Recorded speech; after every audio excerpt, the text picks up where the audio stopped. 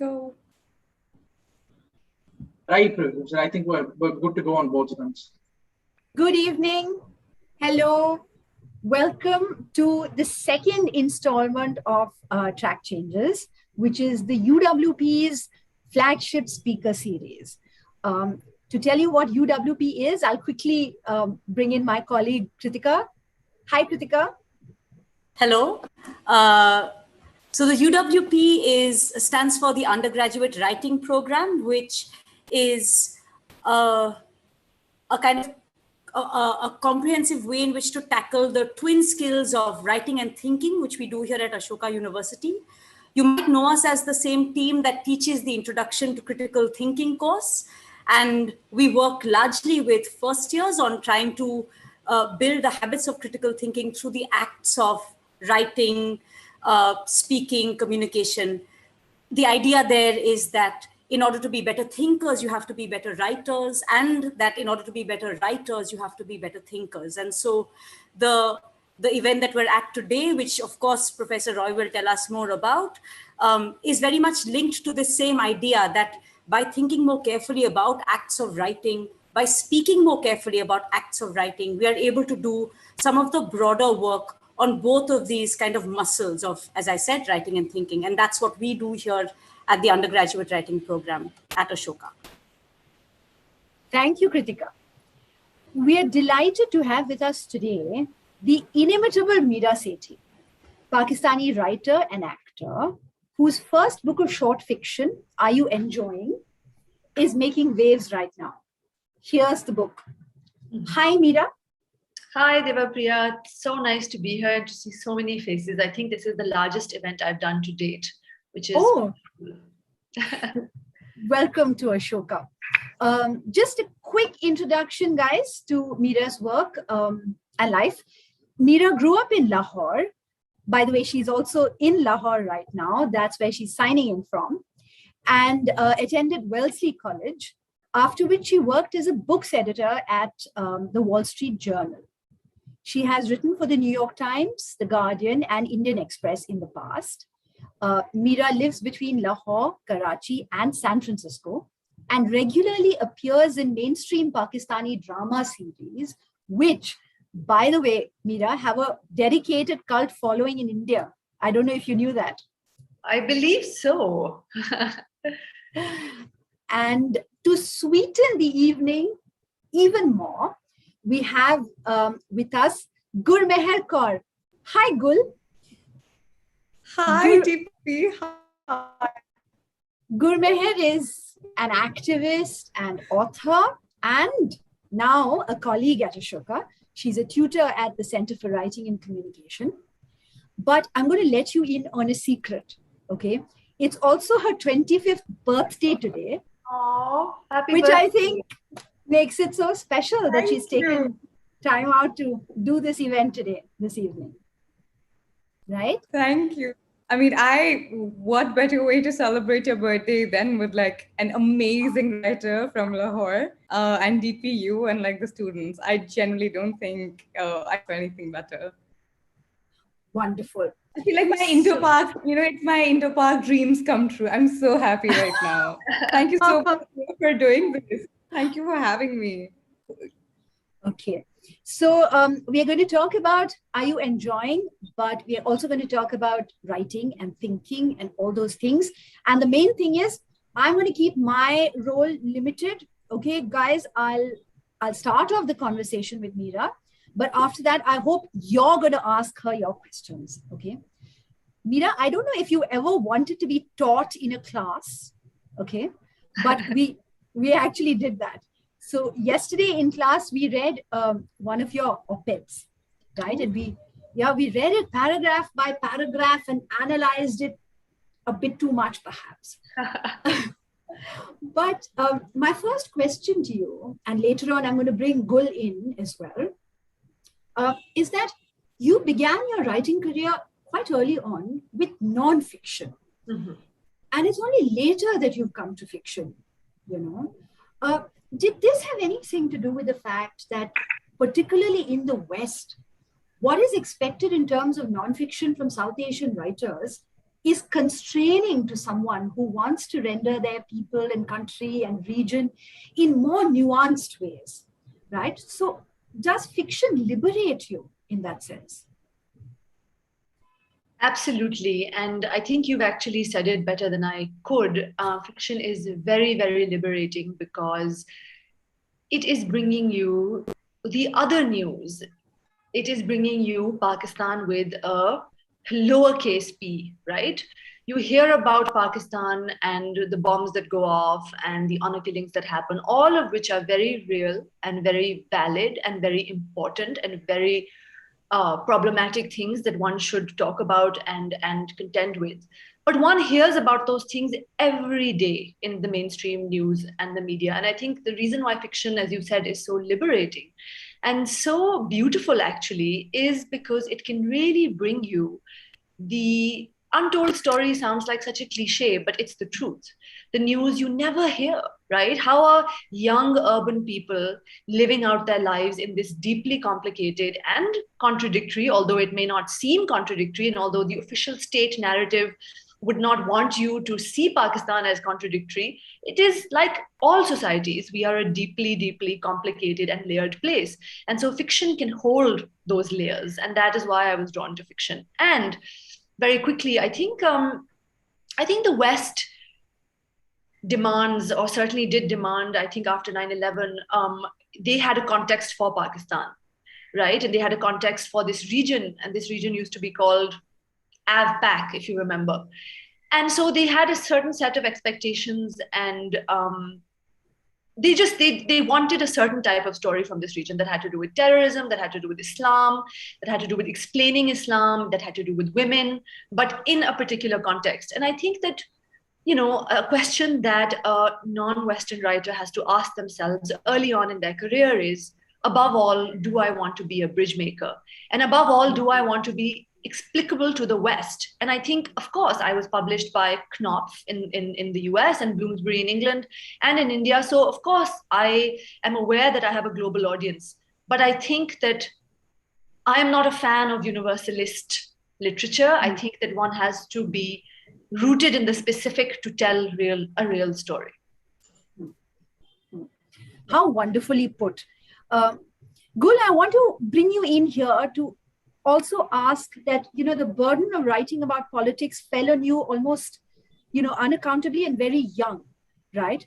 And so in a way, both your books have been nonfiction. The first one was a memoir leading up to the difficulties that you faced in your political life. And the second one was conversations with young politicians in India, right?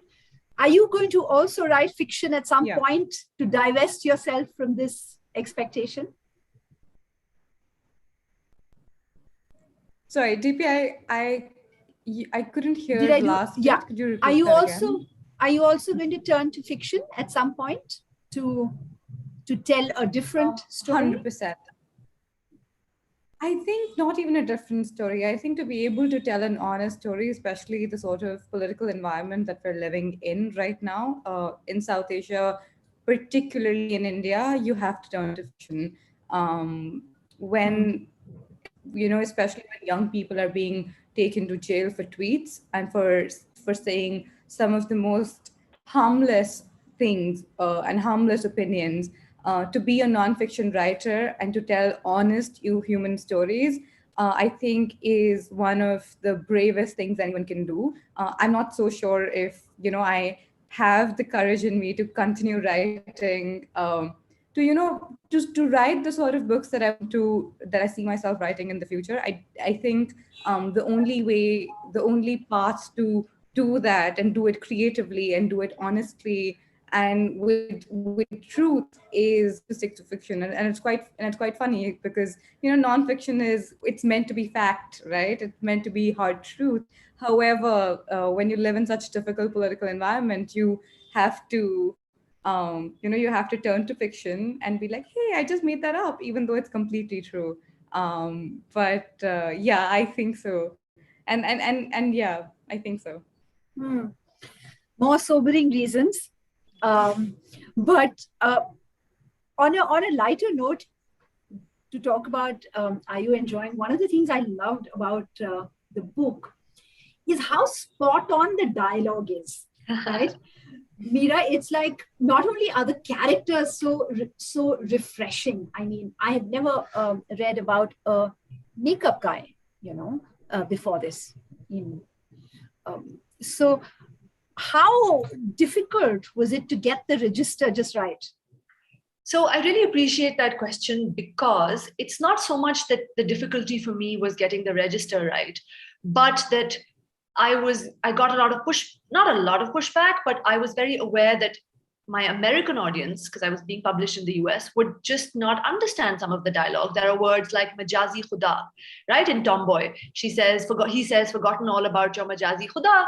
And, if you say forgotten all about your God in earthly form, that's just sort of takes away the whole spirit, kills it, right?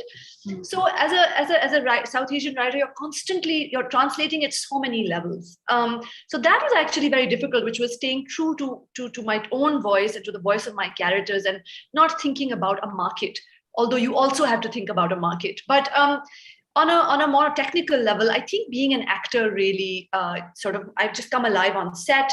I said this to Malala the other day. Malala had chosen Are You Enjoying? And I said one of the things that is difficult for me is I'm like a hyper observant person, but I have to give of myself when I'm acting. So when the camera is on me, this actually makes me a terrible actor. I am delivering my lines, but I'm so aware of what's going on around me while I'm doing this. And it is not a quality, I think. So being on set, I think really kind of like I'm always listening to the sights, to the sounds. And, honestly, I mean, I just worked at it until I read it aloud to myself, until it sounded real to me. And that took a lot of sort of hammering away at things and hammering away at sort of formal structures in your head. Because, George Saunders, the American writer, once said something very memorable about dialogue. He said, we think that in dialogue, if you say, how are you? The answer is going to be, oh, I'm fine. Whereas often the way people speak is they say something completely random in response to you asking, how are you? So they'll say, if you say, how are you? They'll say, oh, I tore my sock. And so that I played around with a lot. You want to do a little reading, like a tiny little reading? Since we talked about dialogue. I'd love to. And I usually read from Breezy Blessings, but I'm open to any other story that you would like me to read from. By the way, Breezy Blessings was a great hit in my class. I don't know if it was because it was the shortest. I didn't even know it was the shortest. Yes, I was made aware. But I think that's a joke. So I guess I'll read from Breezy then. Okay, here we go. So for those of you, I imagine all of you here know what Breezy Blessings is, but those of you who are watching and don't know, Breezy Blessings is a story about an actress on the set of her first major TV show. How many girls from good families have gone into this line of work? I'm not the type of mother who says, sit at home, but do something decent, I say. Now look at your sister. I'll marry whomever you want me to marry, Mehak said. All day I'll be left alone with this useless man, her mother said, unafraid of her wounding candor about her own husband, who sat at the edge of the sofa stirring sugar into his tea. Mehak's father did not look up. Afterward, he went to Mehak's room and took her hand in his own. Mehak looked at his hand, strewn with black wisps of side-swept hair. He smiled and told her not to worry. It was her first lead role, and there was no doubt in his mind she should take it. One day, when she won Best Actress at the Jeet TV Awards, he would give the speech. Oh, I love you, Abu Jan, she told him. She returned the director's call as her father looked on. It sounds perfect, sir, she said on the phone. I'm over the moon. I've been a fan of yours for so long. She tapped the speakerphone button. Oh, so sweet of you. And the feeling is totally mutual. I wanted someone sweet, even a little bit shy. The story is a little violent, nothing serious, just a few slaps. Mehak said it would be her honor. She looked at her father and shrugged. What a lovely reading. What a treat. Thank you. So Mira, the other thing that I wanted to ask you is that, when I was reading Are You Enjoying? What I loved so much is that the characters, they seem to come from this very vital, South Asian sort of space, right? And the stories to me seemed to be in the lineage of, again, short stories published in our shared languages, right? Whether Urdu or Punjabi or Hindi, rather than, the MFA polish. I say this a little bit snarkily, I'm aware. I'm deeply appreciative of that, by the way. Bring on the okay, snark. I'm glad. I'm glad because I feel that stories that come from the MFA program are polished to an inch of their lives, and something is lost in that. I think Gurmehar will also enjoy. So do you want to talk about the genesis or, the lineage in which you see yourself as a writer? Do you want Gurmehar to answer that, or do you want me to answer Both that? of you, maybe? Gurmehar, why don't you go first? Oh, it's a difficult question. Before I answer it, I have another question. Deepi, am I allowed to put it forward? Everyone is allowed to ask questions. Absolutely. Thank you. So you were talking about your work as an actor and you were talking about dialogue. And I'm very curious to understand how much of yourself, like how much do you turn into your characters when you write or when you think, and how much of that is a part of your process? Because I think, the ability to sort of mold into almost anyone and think, like your own characters is something many writers have. How does you being an actor play into it? I'm very curious. I wish that sort of an ability I could have, but please tell me. I don't think I can. I don't know if I entirely become my characters, because I certainly am not Hafiz from A Man for His Time, right? I'm really I don't understand him at all, although I've written him sympathetically, I hope. But I think what happens is that, there are so many false starts. You go down these rabbit holes when you're writing that are dark and that lead nowhere. And I think the leading nowhere is so vital to the process of writing, both fiction and nonfiction, because it's when you hit a wall that you realize I'm doing something terribly wrong here. So with Marianne and Minnie Apple, I made her. I really didn't understand her voice until I really wrote 30 drafts of the story. And when you read them, maybe they read as they sort of gallop along, right? Because you're reading the final product. But believe you me, it takes so much of sitting on on the sofa right behind me. This is where I wrote this book. And just kind of writing shit and writing good shit. And then the good shit becomes kind of like it's a vomit, and then the vomit, you clear it up, and then it's something else. And then, so it's so much of it is just having faith that you will hit upon a right tone or a right voice, and you do. And I think it's iterative and it's slow, and that's how I do it. And I do think that I think because as a woman in Pakistan, I want to acknowledge that I have a lot of privilege here, but I'm also hyper vigilant, right? I'm constantly looking at what's behind me. If somebody honks too loudly, I get a little jittery. On set, I'm very aware of the power dynamics on set, how a director is speaking to me versus how he's speaking to an actor. And so I'm hyper vigilant. And I think that hyper vigilance breeds just you're sharper, but you're not necessarily at ease all the time.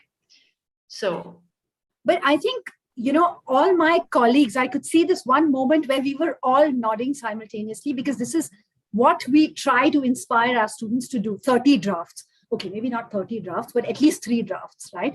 Sure. Because that's how, in that process-based way, we like to talk about writing in the undergraduate writing program as well, that, it's iterative. That's our favorite word. Okay, Mira. So right. Thank you for also sort of, being our spokesperson today, right? Quickly, I want to introduce everyone to the writer Anila Babar. Hi, Anila, Pakistani writer who lives in Delhi. Of course, is not in Delhi now, is traveling, which is why we see her in some sci-fi setting. I don't know. Are you in are you going to space? No, I'm on the TGV on my way to Paris right now. And I apologize that I couldn't be there in person. But we're so glad to have you, and good network on the TGV. Okay. Yeah. Well.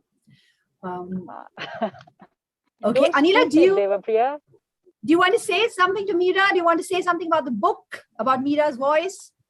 I think what I really wanted to say was that, Mira does have an unusual voice of her own. But what I'm really impressed with it is that she has such authentic voices for the other characters. Like she can be the conduit, but then still have her voice. And that's such a like a tricky thing to do together. Thank you. I think that's very sweet of you. Devapriya, sorry, go on. The pleasure was all. I think Anila's frozen now. No, okay. Do you want to add anything more? Okay, Mira, not to forget the snarky MFA question. Okay. Yes. So writing short fiction in America has a certain formula also, right? How do you navigate that?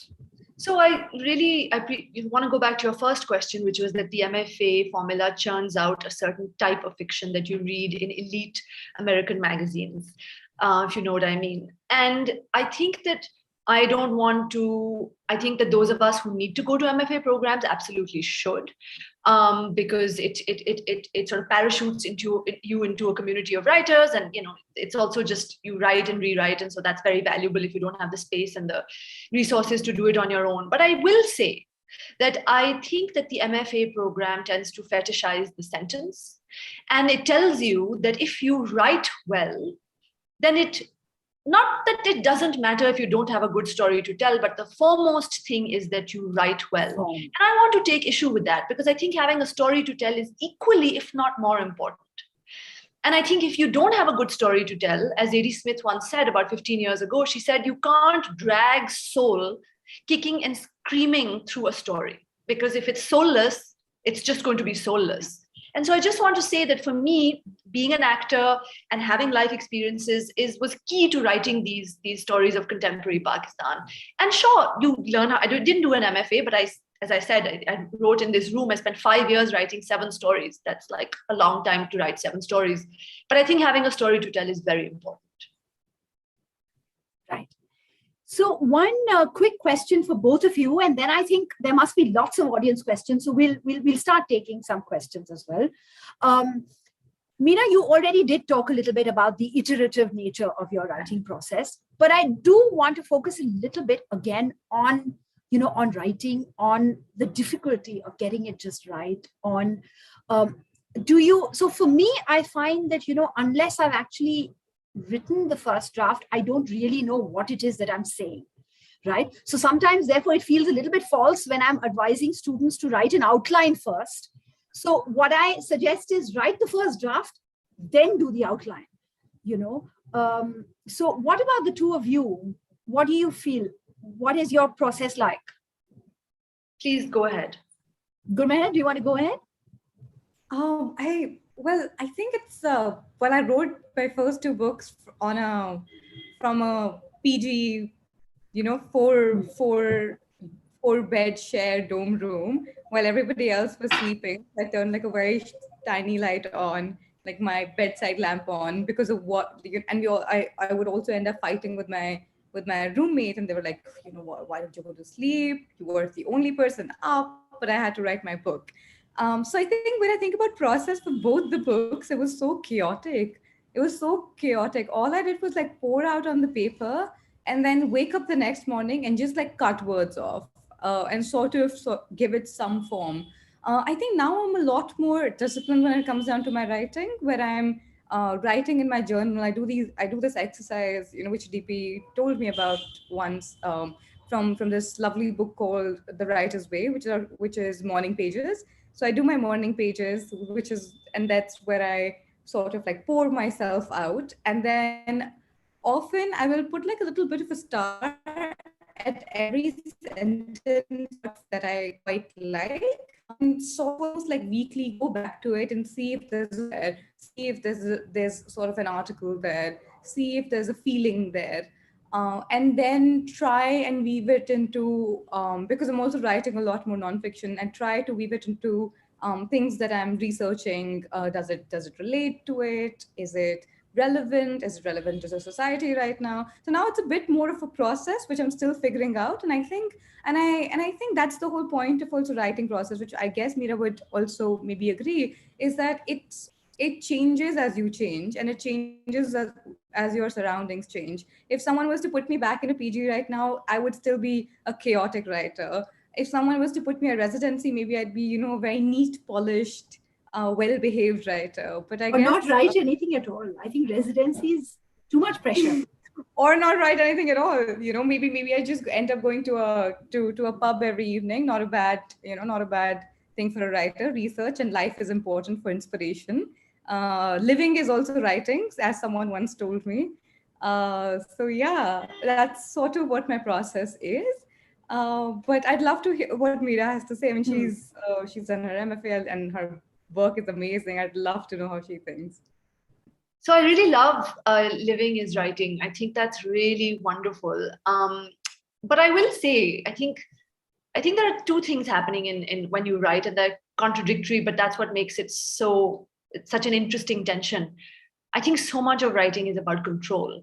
Toni Morrison was asked about writing, and she said, somebody asked her, why do you do it? And Toni, the famous American writer, and she said, because it's mine and it's free and it's control.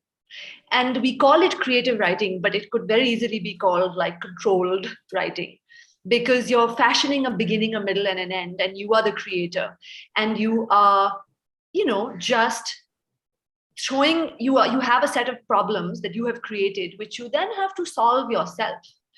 And so I think both the mystery and how unknowable the writing process is, coupled with then the challenge of from this mystery wrestling something that has a beginning, a middle, and an end, is, I think, something that really kind of it's daunting every time I do it. But then I think, I'm going to do it because it's mine, and it gives me a tremendous sense of control. So I think writers are control freaks. I've been in therapy long enough to know that I am a control freak, and I'm trying really hard not to be. But ultimately, I think so my writing process is, I usually begin with an image, and the image expands to build the universe. I'm a very visual writer. And the image also is very reassuring to me, because you can just go on and on, right? You can build from an image. And a lot of that is then free writing. But there's some kernel of truth in that free writing that you do that will then bloom eventually. So, Mira, how different is your approach when it comes to nonfiction? Because you've also written a lot of op-eds and articles. How do you is it different or is it similar? Yeah, it is quite different, because in fiction, you need a central idea. If you write for any mainstream newspaper, they want an argument, right? Even if you start with a nice image, eventually they want you to build an argument. And, I don't know if you've noticed, but I've kind of stopped writing op-eds because I find them frustrating now, because I think that, the world that we live in is very fractured. Opinions are very polarized. And I've become a little unsure about vociferously arguing for a position. I mean, I'm progressive and I believe certain things, but I think I've kind of just not really interested in nonfiction anymore, and I'm sure I'll come back to it. But you need an argument, and so then I would have an argument. But even in my nonfiction, it's quite visual. It's quite it's impressionistic, even my nonfiction writing. So I'm not the best person to give advice about nonfiction, I think. So shall we open to audience? Let's take Anila's question first before she disappears into space again. Her hand is up. Yes, Anila, ask. No, my question was, I wanted to add to what Mira was saying, and I think what Gurmehar is also going through. We live lives where our truth is stranger than fiction, right? And writing short stories can never be the escape, and we're living short stories in our everyday life. So when you're on, I can understand Mira's frustration about writing op-eds, because I know I don't know if I can phrase it correctly, but a lot of times I would have this issue that people would keep on asking me to write about Pakistani stories, and I said no, but I want to tell you other stories. But our you know, like Devapriya, everyday life is this very strange, convoluted, you know. So what does one do in a situation like this, where you just can't escape? The oblique quality of fiction to the rescue. Right? Okay. Okay, questions. Come on, guys. This is our time to, to prove that you've actually read the stories and that, you were listening when we discussed the op-ed at great length. What op-ed did you read? I'm curious now. We read the New York Times one about Kandil. I see. Okay. So, questions. Come on. Shall we? 2 participants have raised their hands. Their hands. Yes. So, Isha first and then Rashmi. And then Bart.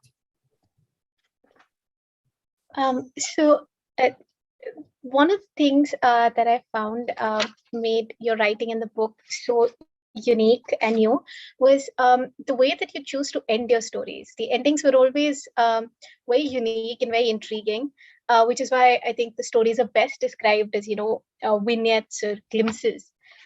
So how did you come into this this very conscious, I think, decision of, choosing to end at exactly the points where you end the stories? Because one of the most important things for any story, and perhaps especially so for short stories, is where they end. And those ends are very thoughtfully placed throughout the book. So just wanted to ask about that. Isha, I think for me, again, this goes back to how oblique fiction is. I think I really wanted my readers to fill in the endings, to be honest. And I wanted many of those endings to be valid, right? And I think if you if you make an ending too neat, I think it's just maza nahi aata. Like, I just find it then like it's like a mathematical proof, and it's like, that's not why I wrote fiction, is to give you tell you a lesson about, oh well, we started here and here we are, and this is the really moral of the story. And I think any good ending gestures at a new beginning. So a lot of people have said to me, "Ki Tomboy ki jo ending hai, where she says, she's brave."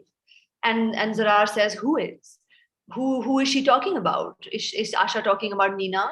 Could it be that she's maybe even talking about, she's not really talking about herself, but I've just left it vague like that, right?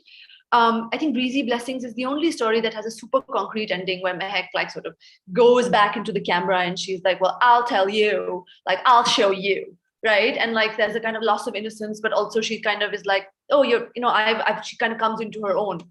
And I just think that, I just think that I wanted readers to sort of to finish the endings for me, and I wanted them to be valid. So I didn't want it to tie it too neatly. And I also think, one last thing, I think that, I don't know about good endings, but that every piece has a submerged thematic energy, every short story. And I think the ending should be such that the submerged thematic energy of the piece kind of manifests itself in the ending and kind of reconfigures your understanding of what went before a little bit. Oh, that's very interesting. Thank you. That's a lovely answer. Should we mix it up? I know I said, I think Rashmi after, but let's hear from the students before that. Seona, do you want to ask your question? Yes. Hi. I recently I actually read your short story yesterday, Are You Enjoying? And I think something which stood out for me was the complex relationships and the gray area in relationships that stood out everywhere, whether it was Asher and Soni's relationship or his relationship with Tanya. And when I finished it, I was kind of left in a bit of a fix where I wasn't able to understand, okay, did they actually love each other? Does she sympathize with Tanya or does she hate her? Does Huma come to her because she sort of understands the position she's in, or do they develop a relationship? So I just wanted to ask, how do you write stories where you don't take you sort of write from a very objective perspective without taking anyone's side, and which sort of talks about the complexity of relationships in such an objective manner? I'm really delighted that you sort of felt that way about Are You Enjoying? Because that's exactly sort of what I was hoping the readers would take away from it, which is that, that it's a story about a power dynamic. It's a story about infatuation. It's a story about, usually women are kind of looked at with this gaze, but I've turned the gaze, I've sort of inverted the gaze, where a woman is sort of fetishizing a man, right? Relentlessly, she's kind of fetishizing him and is obsessed with him. It's about a woman's thwarted relationship with her own father. It's about grief. It's about class. So much of that story is about class, and all of these issues. There are no right or wrong answers. There are no right or wrong emotions in where these emotions live, and who is right and who is wrong.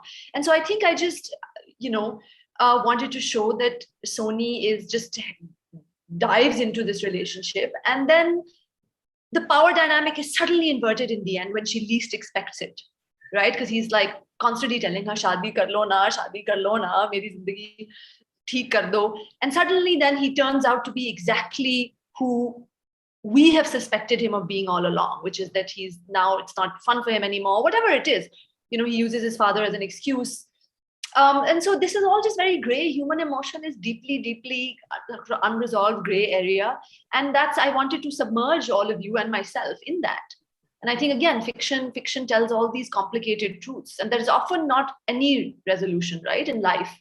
Like we're all going through stuff in our own lives right now. We don't know how it's going to turn out. Mira, there's one question. Thank you, Seona. Mira, there's one question from Kasturi, and she had raised her hand to ask it, but then she's just sort of gone off. So I'll read it out for you. So Kasturi's question is that how is the reception of your work in Pakistan different when compared to the reception in other parts of the world? I think I think a lot of Pakistanis have liked how authentic the voices are and how authentic sort of the narrative is. And this is sort of what I've heard, is that I haven't pandered, and I appreciate that. And in fact, somebody in India, a journalist, wrote a review saying the stories are so local and so specific that you either need to have visited Pakistan or be Pakistani to really truly understand them. But then he went on to say that it makes them delightful and refreshing, which was very, very kind of him. But I think that in the US, and I think in some parts of the Western world, people are really not unko samajh nahi aaye. Like they haven't really, you can't Google humor, right? Like just the unspoken, like Sony and Usher's dynamic. It's a dynamic we see in Bollywood films, in Zoya Akhtar's films, in like Made in Heaven, but maybe a lot of people in the West, because so much of it is tonal. They've not really, some people have understood it, but I think in South Asia, people have really understood like the humor, because it's just something you can't explain. And I think too much clarity in fiction ruins the mood. The MFA method. Yes. Right. Thank you for that, Mira. Kasturi, I hope you're happy with the answer. I hope you could hear it.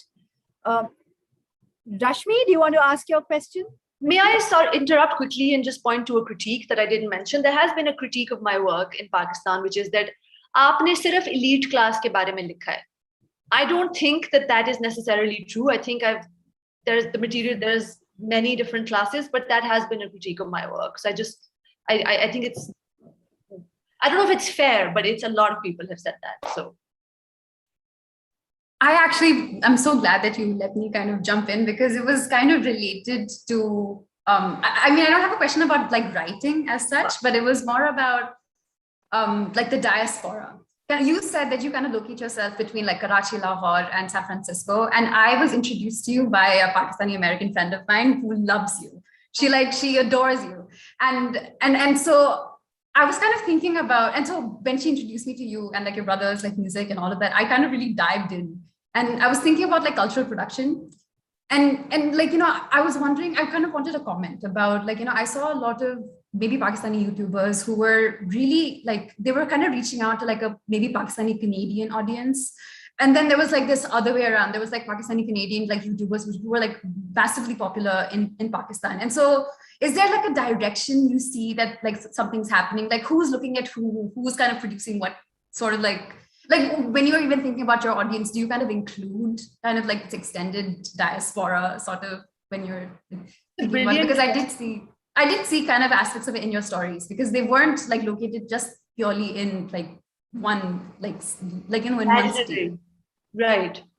No, and I think, and there are I think it's a brilliant question, and it's a really hard one because, for every one person who reads Are You Enjoying, I think 10,000 will watch a drama series that I do. Literally, I think that is the ratio, because people just don't really read books these days like we used to 20 years ago. And I'm not saying that the novel is dying, but I think that we are now competing, writers are now competing with Netflix. And we are, and that is just the truth. And so I'm going to write a novel. I don't think it'll be out for another, I think it'll take me at least 3 or 4 years to write it. And I hope that people will engage with it just like people have engaged with Are You Enjoying? But, my father's a publisher and he's a bookseller, and he said, I'm really proud of you that you wrote this book, but kitni kitab tumhari biki hai Pakistan mein, tumhe pata hai? How many people, for those of you who don't speak Hindi Urdu, like how many copies of your book have sold in Pakistan? And I said, I don't know, thousands. And he said, no, maybe just like 1,200 actually. And I said, really? And he said, yeah, because it's an English language book. And like, sure, in India, the Indian middle class now really speaks English, and sort of English is the predominant language there. But in Pakistan, it's not. And so I do feel like sometimes I'm writing for this tiny niche audience. And yet with my TV work is like mainstream and the masses are watching it. So I'm just hoping that, there's an overlap there somewhere. Because I think of myself as a progressive, and I really want to tell progressive stories. And I hope there are takers for it in South Asia.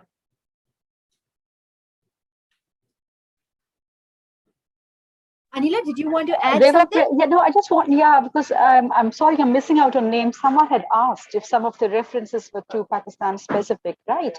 And this reminds me of my reading Rushdie growing up. This was a passage in Shame, where a group of women are discussing partition violence, right? So there's one horrific act of violence where the protagonist's clothes are blown off and she's only left with her dupatta. So her mother-in-law says something like, but at least you had your dupatta on, right? And I found that really hilarious and I would laugh. And then later on, I would wonder if other readers of Rushdie would get that reference. But after a while, I'm sure even the writer said, like, you write for yourself, and maybe we don't worry so much about our humor and our references translating, because I'm sure everyone who's reading there's certain emotions which will always be universal. So it's like when you're reading Mira from so many different standpoints, right? And everyone will find something familiar.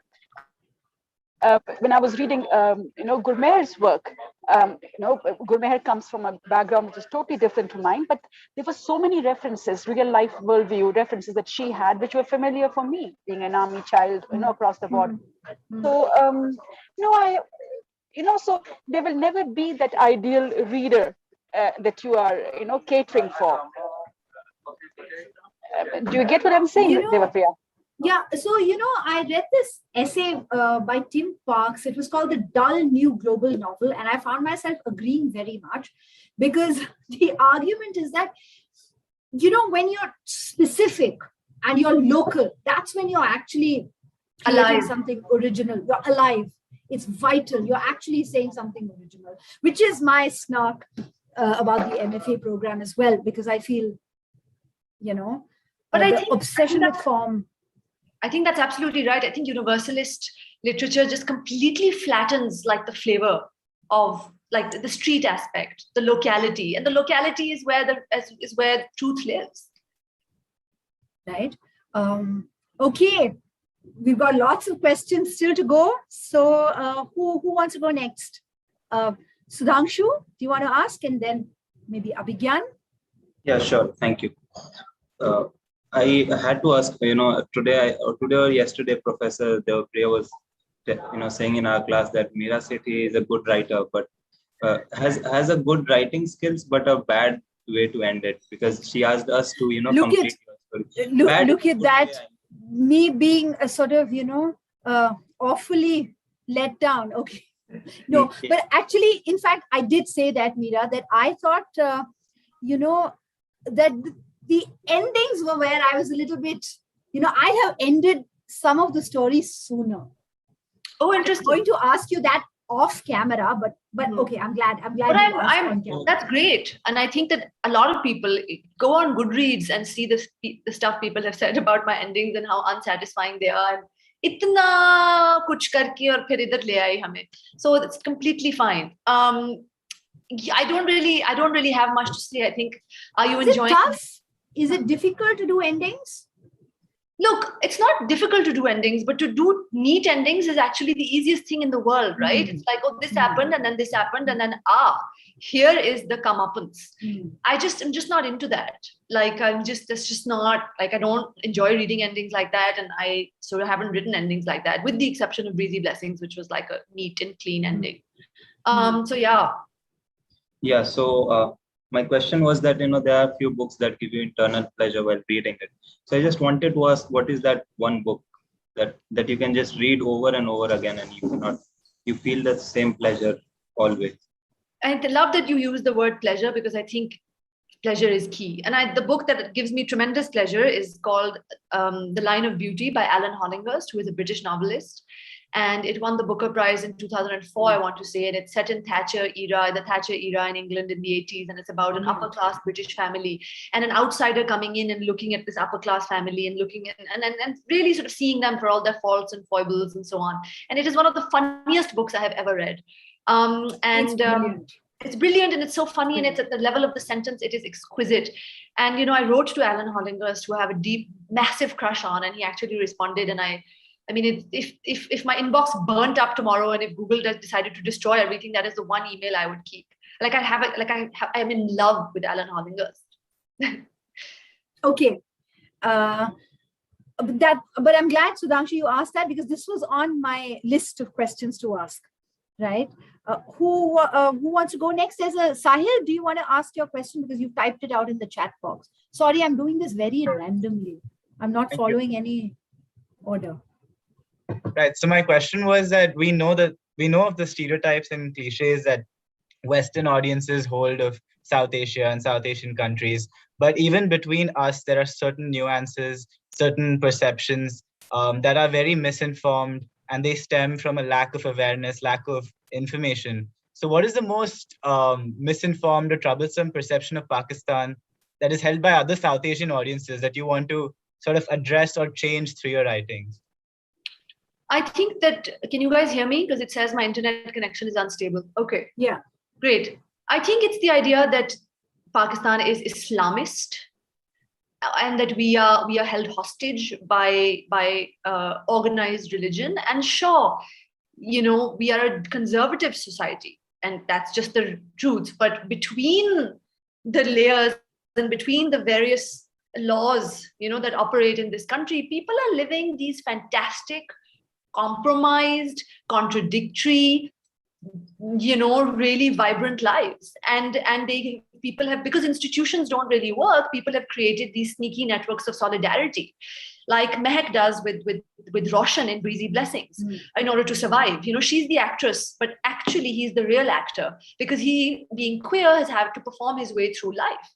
And so it's this kind of like these networks of solidarity and these little ecosystems of resilience that people have created that enable them to get by. And that's Pakistan that I wanted to show, which is that, sure, there's a lot that we have to do. There are these abstract laws of the state that we have to sort of abide by. There are these really burdensome sort of expectations of family and tribe and clan. And then there's the individual who's navigating all of these expectations and all of these laws, but is finding really creative ways to get by. Thank you so much. That was really good. Yeah, that's very, very interesting.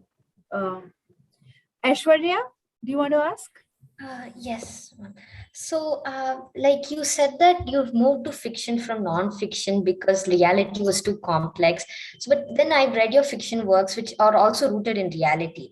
So do you think that fiction is like a way for you to uncomplicate reality and make it more layerable for you as well as your readers? Aishwarya, totally. And I think it's also a way for me to deal with my own preoccupations and my own traumas and my own politics. Actually, it really, really helps. I think Gurmehar said this at the beginning of the session. She basically said that the beauty of fiction is that you use a lie in order to tell a truth, right? And so I think that for me, the premise is a lie, it's a fabrication, and then you get at a really fundamental truth about the human condition through it, and I love that, and I think it humanizes people. I really think fiction humanizes people in a way that nonfiction really can't. Thank you, ma'am. Gauri, are you there? Do you want to ask your question? Gauri's typed out a question in the yes. Yeah, yes. yeah. Yes. So I wanted to ask that since this is a short form of writing, you probably would have had to write your character arcs and develop them, keeping in mind the word limits and stuff. So if you were to translate the same stories into long form writing, would you develop your characters and change their endings in any way? Would that influence how your stories played out? It's a brilliant question, and I think I would. I think absolutely. I think they're already a little too long, but if Are You Enjoying was a novel, yeah. I think I would have so much fun with it, so much so that I think it may even become frivolous, but I would just have so much more fun with it. I think a novel can accommodate a lot of padding, and I think I think a short story has to be much more chiseled and can't really, even if there is excess, then it shows that there is excess. But I'm really excited to write my novel because I think it's just a huge beast, and so I think I'm looking forward to it. Do you want to give us some clues? Oh, honey, I wish I knew. Of course. I don't really know, and I'm really excited to get lost and then find something. Of course. Okay, we've got 5 minutes and maybe 5 extra minutes. But Abhigyan, do you want to ask your question? Hi, ma'am. Sure. Good evening, ma'am. What role do you think does literature play in subverting existing narratives of the communities that we belong to? And do you think it can really impact modern society on a large scale now? Did you say supporting or subverting? Subverting. Yeah, I think literature, anytime there's an authoritarian leader in power, the first thing they do is they ban novels, they ban films, they ban art, because artists stand at the margins and they tell truths that official narratives will never. And that is why people find artists so deeply threatening. I'm in Lahore right now, and we've banned so many films over the last many years that don't even have anything controversial in them. And so I think literature is a very, very, and I'm talking about cinema as well as books, is a very powerful force that can really poke holes and deflate official narratives. And it does so with stealth literature, it does so with humor, and there's nothing more powerful than doing it with this kind of in a kind of sly and subversive way, right? And I wonder how, I think history is kinder to literature than the present moment is. And so I'm now we look back and read Intizar Hussain Saab's work, we'll read Kurutulain Haider, we'll read Manto, and Manto wrote such powerful works that we're reading even now. So I think artists are really brave, and I think they are deeply complicated people. I think they are sometimes very difficult to be around because they have a very sort of intense view of the world. But I think they're so important, right, to tell the stories that we otherwise wouldn't hear. Absolutely. Absolutely. Prisha, do you want to go next? Yeah, thank you. My question actually was a little bit similar to something that you were talking about earlier, about how your father said that your books are not sold that well in Pakistan. So I just wanted to know, every author, when they write something, I'm just guessing here, but I would think that they would want their audience to take something particular away from the stories that they're writing about.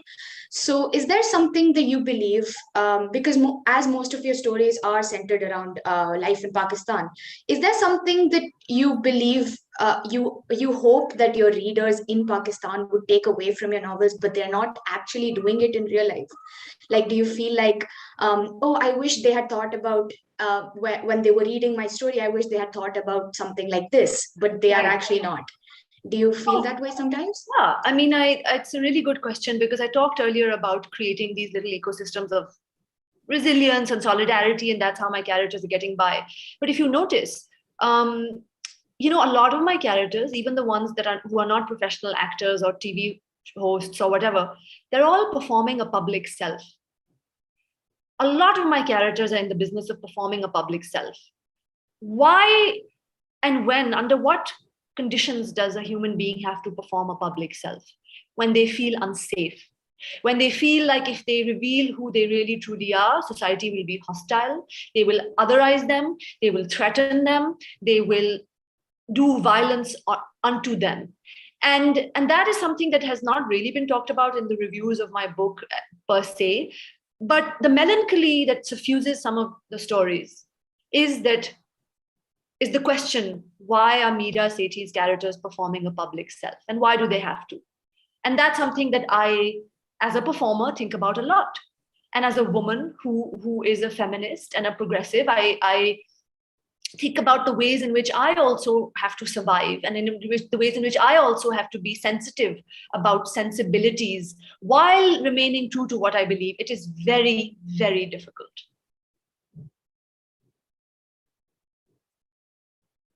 Thank you, Mira.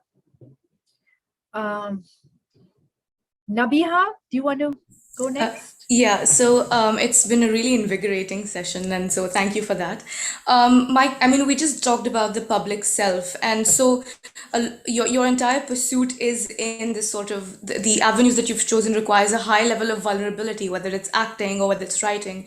So how does this sort of compare when we're trying to do any creative work? How do we balance the public self versus the sort of vulnerability that we have to sort of imbibe?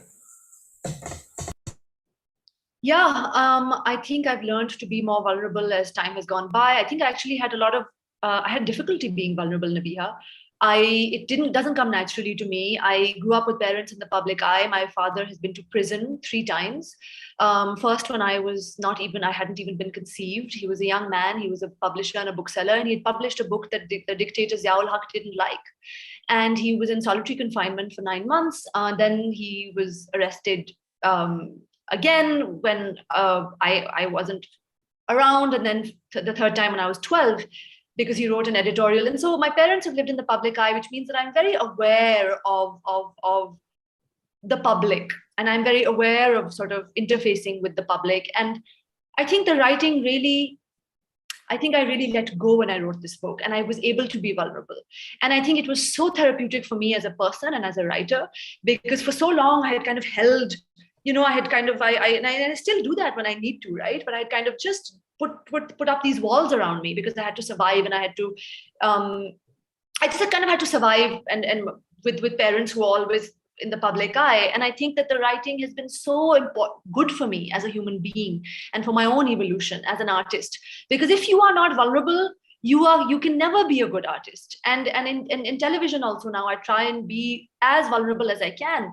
And I think the best actors are those who have lived scarred lives, because they're able to then bring that vulnerability to the screen. And I think that is really such a beautiful question that you asked, because without vulnerability, we are nothing without vulnerability.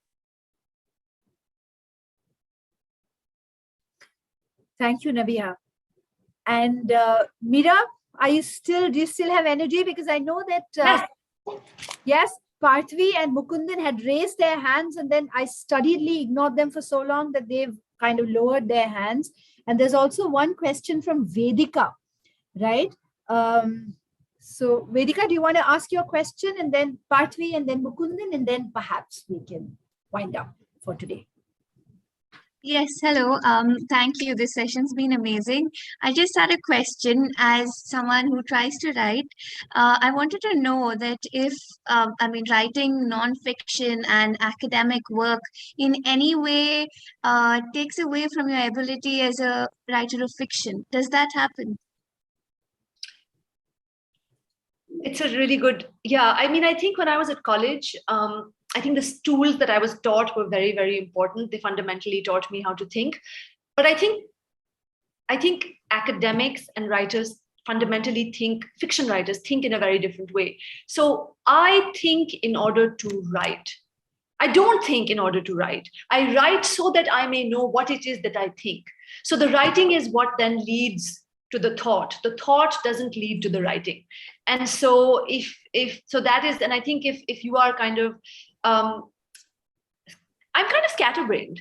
And I think that is a really good quality to have as an aspiring fiction writer. If you daydream a lot, if you daydream, you will probably be a very successful writer of fiction. So I think that folks who are logical and kind of have this kind of empirical, sort of have this as a more rigorous way of thinking, are good academics and can be good academics. But for me, I could never even imagine doing a PhD, because that's just not who I am, and it doesn't use my skills, I think, in a way that is good or sort of optimal. So I think they're very different ways of thinking. Optimal. I like that. Right? It was beautifully put. Thank you. Thank you, Vedika, for your question and for waiting as long as you did. Okay, Partvi, do you want to go next? Yeah, sure. Hello. I had very resignedly put my hand down and my notes away. But thank you so much for staying back. So my question in general, it has two parts, but the larger theme is conveying a lot through very, very little.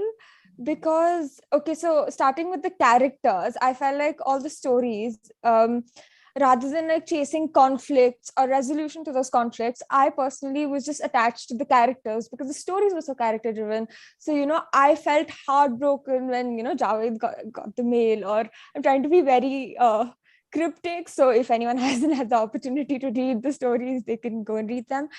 I felt that kind of attachment to these characters, even though I'd spent very few pages with them. And secondly, okay, I'll connect this to the reading you just did, where you talk about, so Mehek's mother is discouraging her from acting, and then she calls her husband, and Mehek's father useless, and he does not even respond. And in that paragraph, I felt like I had somehow in my brain painted a pictures of what their 30 years of being married might have been like. So I wanted to know, where does that kind of ability, inspiration come from? Meri Jaan, from watching Indian dramas and movies and Bollywood, and from watching Pakistani drama. We all have matriarchs like that in our lives, right? We have aunts who say things like, terrible things like, he's so useless. So that's the sketch. And the fact that you inhaled it means that you've also seen it somewhere in your life, right? So which is what makes, this is the locality of the work. So you've probably seen, like, you have a matriarch in your family like that, and power dynamics and so on. So that is where it comes from. It comes from lived experience. My other favorite, Mira, is ZB. I was going to ask you, is it like if it were a Roman play, and who is this? Do we know who that is? I mean, all I will say is that I grew up around very strong women, and ZB is like an amalgamation of all these strong women. And I will say, because my mother is a member of parliament in the lower, she's a member of the Punjab Assembly, so the provincial member of parliament, and she's not ZB, but she is a strong matriarch. Okay, guys, if you haven't read it, you have to read. By the way, you have to read the book. This is the moment when I'm going to say this. Before Mukundan asks the last question of the evening. Here, see the book again. What a fabulous cover this is. By the way, this cover is so much nicer than your US edition cover. I'm quite partial to my US edition because it's lifting. It's sort of showing that there's a secret hidden, and I understand that there's a lot of black negative space, but I quite like it. Okay. I love this. I saw the cover. Bari Sons had shared it the day the book was released. And it's the cover which completely drew me in. I immediately said, I have to read this. I'm so glad. Yeah, and The artwork is by Mina Mohsin, who is a Pakistani painter. It's brilliant. I'm going to look her up. So before Mukundan asks the last question, quick note to everyone, and thank you for coming. Track Changes is very happy that you came, and we hope you'll keep coming back. Please look out for our little invites, and Mira, thank you. This was brilliant. Gurmehar has fallen off because she had a power cut. So she just texted to say that there was a tech issue. Okay, so now... And may I just make one little comment? And I just want to say this because this is on the record. You know, I've been on a book tour for many months now. And this interaction with you guys has been the most energizing. And honestly, these are the smartest questions I've had about my book. And so I'm just so invigorated by this conversation. And so shukriya and thank you. Thank you, guys. It's all the students. They keep us on their toes, as you could see. Okay. Mukundan, do you want to ask your question? Thank you, and thank you so much, Ms. Sethi, for staying back. Hopefully you won't regret it after you've heard the question. But as I was reading, I was wondering what we had in common, especially because I could relate to the story so much. And I thought one thing that stood out to me as an Ashokan student, comparing it, juxtaposing it with your life, is this sort of exposure to Western ideas and just life in the West in general. Because Ashoka also aspires to be very cosmopolitan and so on and so forth. On the other hand, that also it sort of weighs on me in that I can sit in a fancy AC class and read about reification and then go to someone in the street selling something and then not know at all what I'm talking about. So I just wanted to ask if this exposure to the West weighs on you at times, and if you can overcome it while telling the stories of people who have nothing to do with the West. Are there any solid sanity questions that you ask yourself? I know it sounds great in theory that you should always be localized, but is there any checklist question that you go through to make sure that you're suitably localizing the story? Oh, and very interesting. I thought you were going to say the other way around, which is that is there a checklist that you go through to say that, oh, is this going to be relevant to the West? And it's the opposite. Honestly, Mukundan, I don't do checklists. I write what I want to write. It's a very mysterious process for me. I'm going to get a little more sort of methodical about my novel and probably have like a big, just write things down because the scope is just a lot bigger. But, I started emailing myself. Breezy Blessings was the first story I wrote, FYI. And I emailed it to myself in the first draft because I didn't want to put pressure on myself. And I thought, I'm never going to be a writer. Who's going to read me? And so I'll just email myself like a draft. And that's how it started. And so I'd never put pressure on myself in that way. And to take the pressure off, I kind of just wrote quietly to keep the energy of the work sacred. And in the end, when I had 4 or 5 stories and I had an agent, that's when I started maybe sometimes thinking like, is this just true? Am I just talking to myself, right? Like, I wanted to write strong female characters. I wanted to write about class. I wanted to write about sexuality. That was very important to me, and desire. And then I did. And so thematically, I had an idea of what I wanted to do, but I never worry about demand. I think that makes a lot of sense.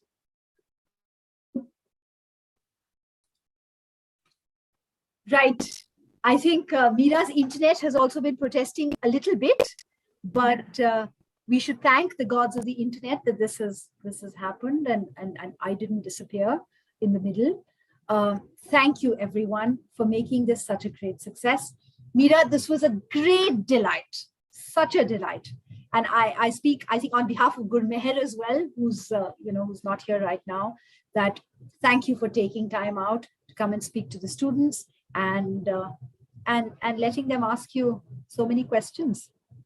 And thank you so much. I just want to say to all of you who are here, our governments are not allowing us to interact in the way that we just interacted right now. There's a lot of kind of hostility, and there's this kind of expectation